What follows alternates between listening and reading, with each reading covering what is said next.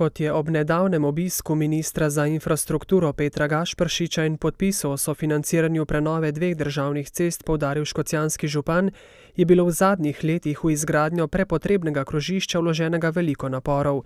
Kljub temu ta zaenkrat še niso obrodila sadov. Kot ste pa slišali ministra, to je v državnem proračunu in upamo, da bomo v kratkem se dogovorili z agrarno skupnosti, da bomo čim prej dosegli konsens, seveda za sam odkup in da bo naslednji podpis sporazuma tudi za ta krožišče.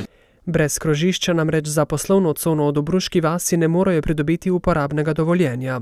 Vemo, da smo v letih 2014 to cono opremili, v njo vložili preko 2 milijona 200 tisoč evrov in da je cona nared, manjka nam samo še ta križišče in upam na dobro voljo vseh deležnikov in da bomo čim prej to investicijo tudi seveda z podpisom in tudi realizirali. Je treba na glas povedati, zemlje agrarne skupnosti ne moramo dobiti, vendar smo pa pred kratkim dobili po naši ceni pozitivno reakcijo agrarne skupnosti, namreč v tem tednu imamo še pogajanja, preden vložimo zahteve za razlastitev. V tem primeru bi gospodarsko-tehnološki center najverjetneje sameval še kar nekaj let.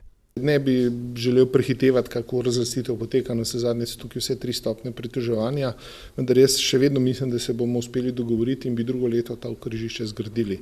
Če bi šli po prioritetah, je to križišče prvo, namreč to je dolg še za nekaj časa nazaj države. Ali je bil dogovor o prodaji potrebnih zemljišč med direkcijo in agrarno skupnostjo dosežen, bo tako predvidoma znano še ta teden.